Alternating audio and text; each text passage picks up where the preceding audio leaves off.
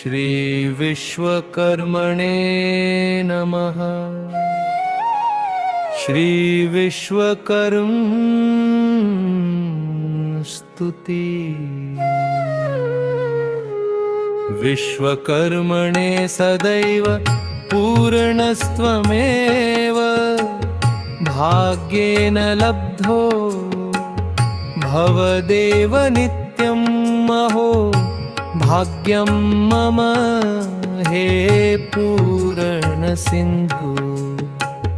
विश्वकर्म शरणं विश्वकर्म शरणं विश्वकर्म शरणं विश्वकर्म शरणं।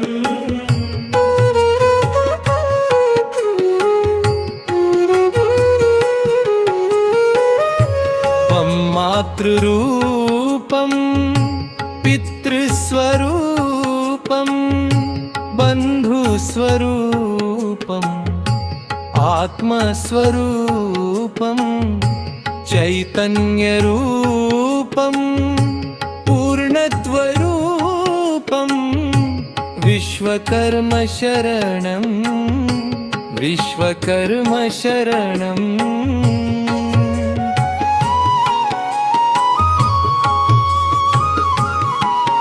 न तातो न माता न बन्धुर्न भ्राता न पुत्रो न पुत्री न भृत्यो न भर्ता न जाया न विद्या न वृत्तिर्ममैव गतिस्त्वं गतिस्त्वं त्वमेका शरण्यम्।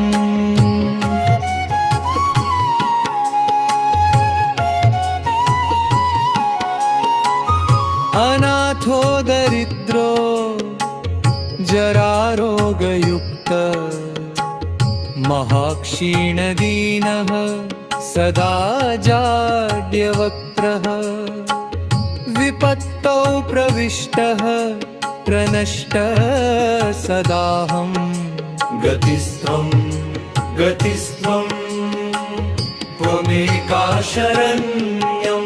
न जानामि मन्त्रं न जानामि तन्त्रं न जायामि पूजां न च न्यासयोगं न जानामि ज्ञानं न चैतन्यरूपम् एकं हि रूपं विश्वकर्म शरणम्। एकं हि नामम् एकं हि कार्यम् एकं हि ध्यानम् एकं हि ज्ञानम् आज्ञां सदैव परिपालय माम् विश्वकर्म शरणं विश्वकर्म शरणं।